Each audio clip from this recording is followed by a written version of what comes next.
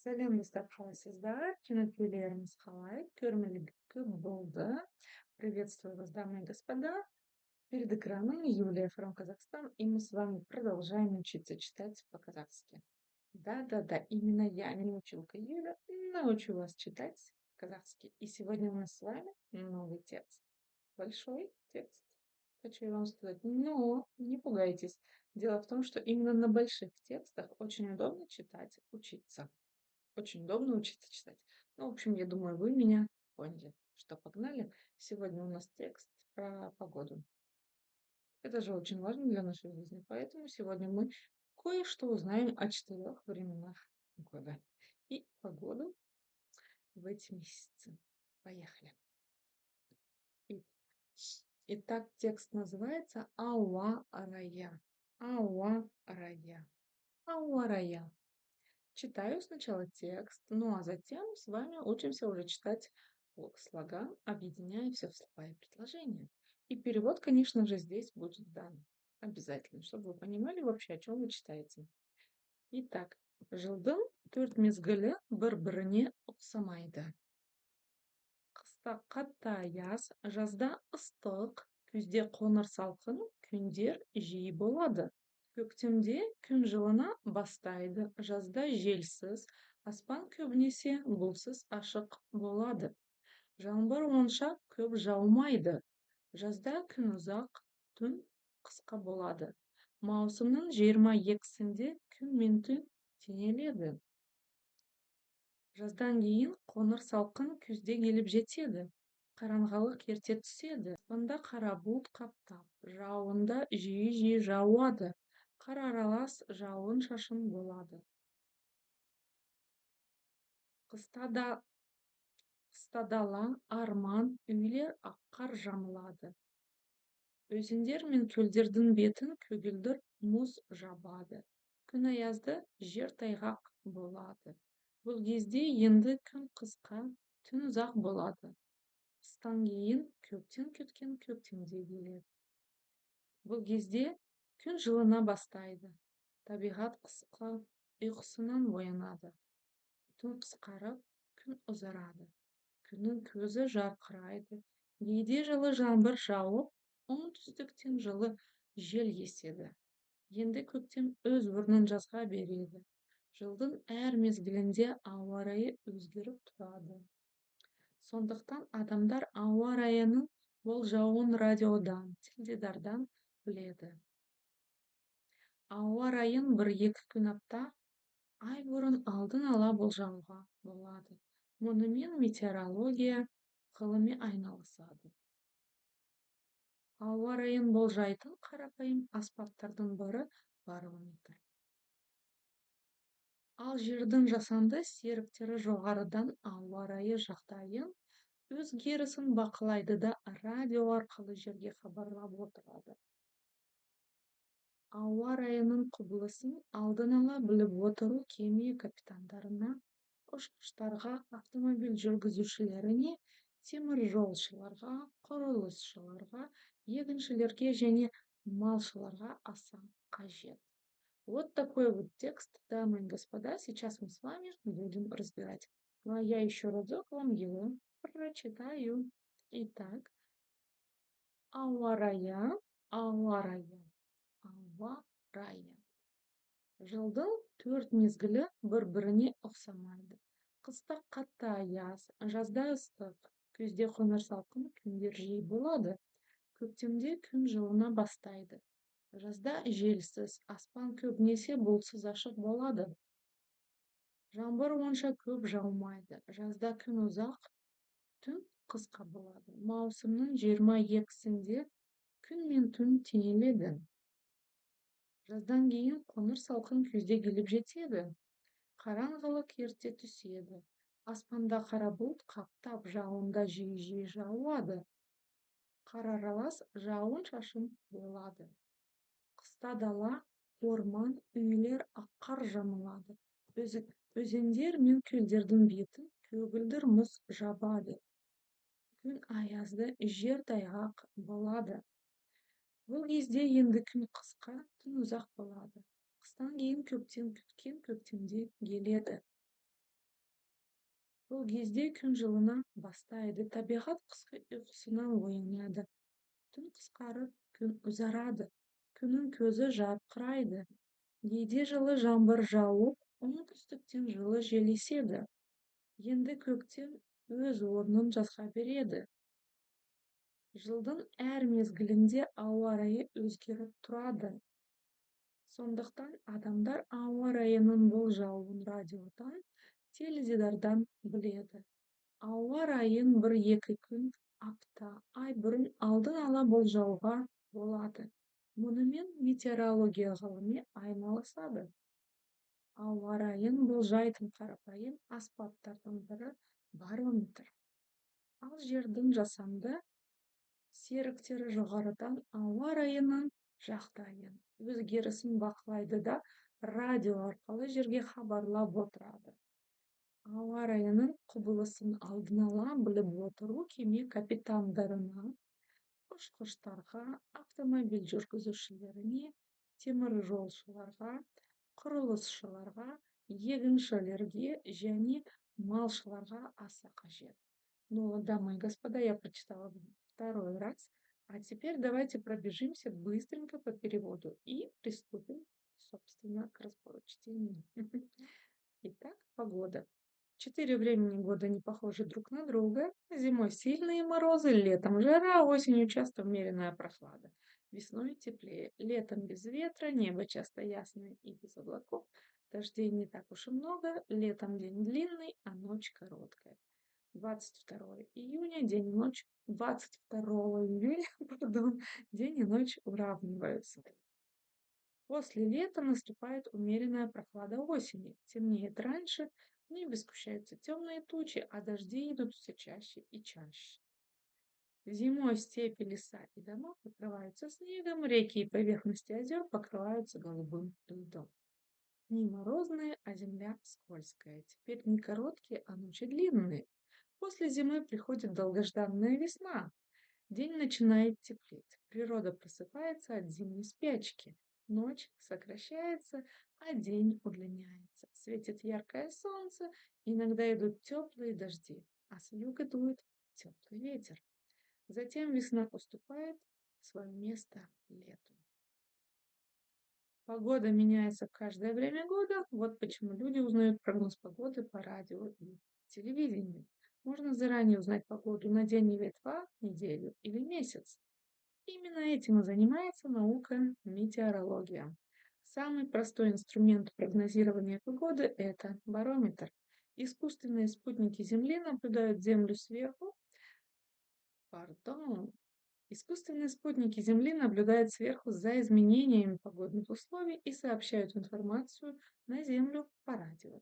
Капитанам судов, пилотам, водителям, железнодорожникам, строителям, фермерам и скотоводам крайне важно знать погоду заранее.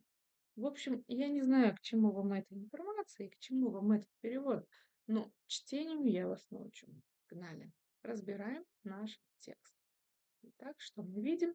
Мы видим, что я каждое слово раздробила по слогам. Собственно, ничего нового, как и в прошлых видео. Каждое слово делим по словам и учимся читать. Кто уже умеет читать, собственно, можем с вами попрощаться. Ну, а кому все-таки нравится смотреть на меня иногда, продолжим наше с вами общение. Итак, погнали. Ауа-рая. Ауа-рая. Здесь ничего не меняется, как пишется, так и читается, и ни одна буква не изменяется. Собственно, ничего нового. Поехали дальше. Жылдың 4 мезгілі бір-біріне ұқсамайды. Жылдың 4 мезгілі бір-біріне ұқсамайды. Смотрите, буква У в казахском языке читается твердо и кратко, не так, как в русском. Она очень и очень короткая. Жылдың, как будто бы ее вообще нет. Букву Н с хвостиком, как же нам прочитать? На самом деле все просто. Сначала произнесите обычную букву Н, и вы заметите, что языком вы упираетесь в верхние зубы. Н. А затем, произнося обычную букву Н, попробуйте дотянуться до верхнего неба. Да-да-да. И магия с вами совершится в тот момент, когда вы будете тянуться к верхнему небу языком, произнося букву «Н» обыкновенную, но не дотянетесь. Именно в этот момент образуется казахская буква «Н» с хвостиком. Хотя есть еще один вариант. Для тех, кто изучает английский язык и знаком с произношением, например, в слове English при сочетании буквы N и буквы G образуется казахская буква Н с хвостиком. Вот и вся магия. Так что погнали дальше. Желдону. Тверд. Тверд. Как прочитать букву О с черточкой посередине? На самом деле все очень-очень просто. Например, возьмем с вами слово лен. Уберем букву Л и буква Ё будет звучать как Когда мы убрали согласную букву, гласная буква Ё звучит как А если мы букву Ё произнесем в начале слова, то она звучит через и краткую. Сравните и елка, и ön, ön. Лен, ön или елка, да? Есть разница. Я думаю, вы поняли, как должна звучать буква О с черточкой посередине. Тверд, тверд. Но если мы совсем через ее прочитаем, то будет тёрт. А это неверно. А если через О, то будет торт. А мы все-таки не про торт здесь говорим. Тёрт, тёрт, тёрт. Едем дальше. Мизгле. Мизгле. Смотрите, если написана буква Е, то и читается буква Е. Прочитать через букву И мы не имеем права. Прочитать через букву в казахском языке мы тоже не имеем права. А читается, и ничего у нас не искажается. Вот и вся магия. Как же прочитать палочку с точкой? Палочка с точкой – это нечто среднее между буквами и И. В русском языке буква это твердая согласная, а буква И это ее, так скажем, аналог мягкий, да? В казахском языке есть буква которая читается коротко, в отличие от русской версии, и есть палочка с точкой. Это ее мягкий аналог. Она читается тоже очень коротко, но мягко. В общем, палочка с точкой – это среднее звучание между буквами и буквой И. Вот есть твердое звучание буква есть мягкое звучание буква И, а есть палочка с точкой. Это средняя температура по больнице. Пробуем на полуулыбке, языком упираясь в нижние зубки, пробуем произнести нечто среднее между буквами и И. И у нас получится именно палочка с точкой. У, у, у.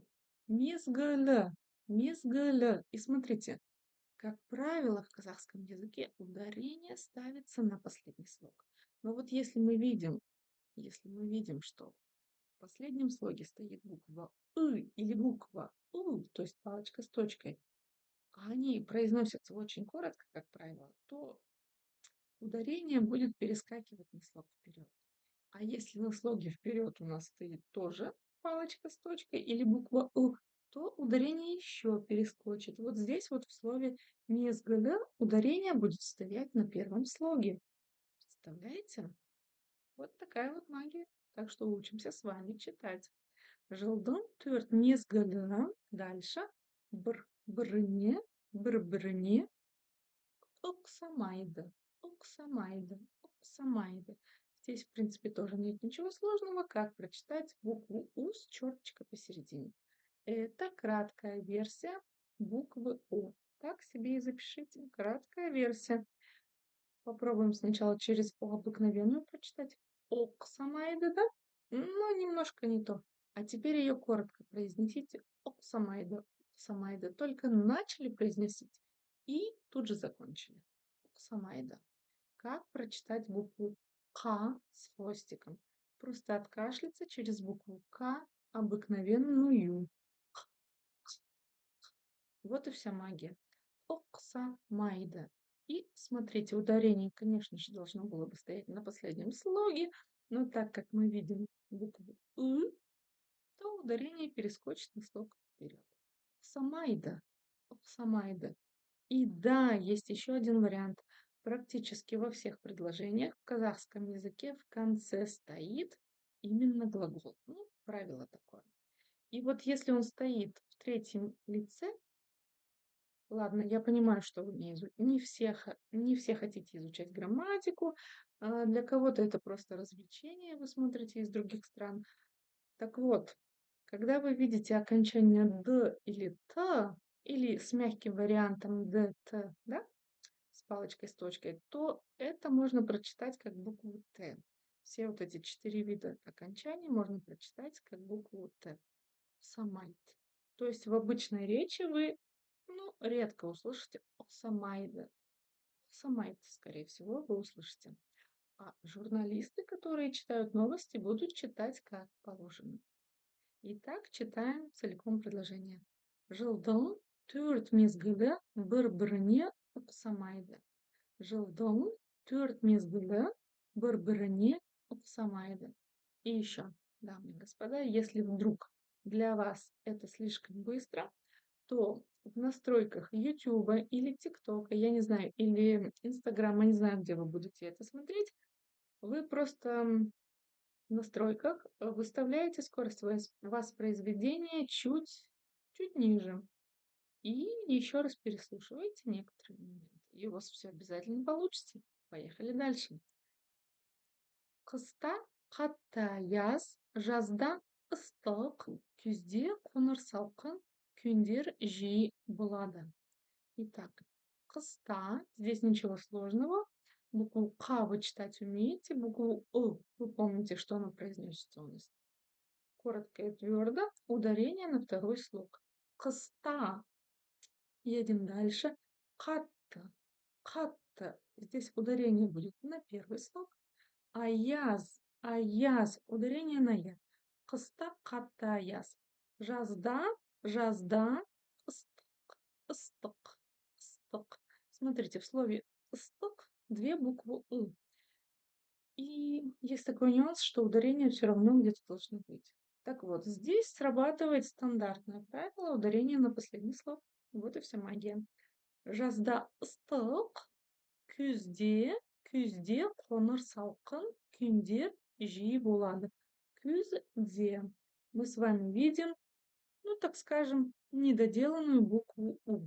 Как же ее прочитать? Например, берем слово «тюк», убираем букву «т», и русская буква «ю», ну, русская, неважно какая она, да, из русского алфавита, так скажем, она будет звучать как «ü» казахского алфавита. Если мы произнесем букву «ю», например, в имени моем Юлия, то изначально мы услышим, что мы услышим? И краткую. Вот. А когда она идет после согласной, например, в слове тюк или люк, и убирая эту согласную, она звучит как ü, ü. И когда в казахском языке мы видим с вами вот эту вот недоделанную букву у, она звучит именно как ü. Надеюсь, вы все поняли. Тренируемся. Күзде. Күзде. Кстати, в транскрипции можете записать букву ю, вам сразу будет все понятно. Вот такие чудеса. Едем дальше. Конор, конор, конор. Здесь тоже нет ничего сложного. Каждую из этих букв я вам уже объяснила. Можете чуть-чуть перемотать и переслушать. Салқын, салқын, салқын. Күзде қоңыр салқын, күндер жиі болады. Күндер жиі болады. Смотрите, здесь у вас может вызвать вопрос в слове «жил».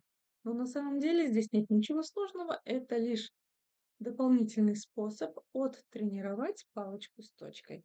Букву «и» вы читать умеете, букву «ы» вы читать тоже умеете, а палочку с точкой – это вот промежуточный вариант, который надо натренировать. Как раз таки здесь мы читаем букву «и», мягкий вариант, а затем пробуем делать средний вариант, добавляя палочку с точкой. Жиу, жиу, жиу. Надеюсь, у вас все получается. И следующее слово «болады». «Болады». Смотрите, это последнее слово в предложении. И значит, наверняка это глагол. А в глаголе мы видим, что окончание «д». Так вот, это окончание может звучать просто как буква «т». Но только, скорее всего, в разговорной речи. Болады. Күндер жиі болады. Едем дальше. Көктемде күн жылына бастайды. Көк, көктем, көктемде. Көктемде. Ударение на слог де. Күн, күн. Читать вы уже умеете. Недоделанную букву У. Дальше. Жылына. Жылына. Буква У читается очень коротко. Жылына. Ударение на А. Бастайды. Бастайды. Ну, или иногда бастайт. Да? Көктемде күн жылына бастайт. Едем дальше. Так. Жазда, жазда, жазда жельсыз. Жельсыз. Палочка с точкой, значит, ударение будет на слоге жель. Жель. И еще нюанс, когда пишется буква «Л» после мягкой согласной, она читается как будто бы с мягким знаком. Ну, точнее, она так и читается с мягким знаком. Жельсыз. Жельсыз. Жазда жельсіз, аспан көбінесе бұлтсыз, ашық болады. Аспан, ударение на второй слог, точнее на последний слог, дальше. Көбінесе. Смотрите, не көбінесе через букву И, да? Не көбінесе через букву О, а именно промежуточный вариант мягкости. Көбінесе. Көбінесе. Ударение на последний слог. Бұлтсыз. Бұлтсыз. Бұлтсыз. Напоминаю, что буква У с черточкой снизу – это краткий вариант буквы О. Буквы О обыкновенной. Бұлтсыз. Ашық. Ашық. Ашық. Тоже ничего сложного. Болады. Болады. Болады. Или болат. Жазда желсіз, аспан көбінесе бұлтсыз, ашық болады. Дальше. Жаңбыр. Жаңбыр. Вспоминаем английский язык. N плюс G. И у нас получается английская буква. И у нас получается казахская буква Н с хвостиком. Жаңбыр, онша, көп, жаумайды. Жаумайды. Жаңбыр, онша, көп, жаумайды. Дальше.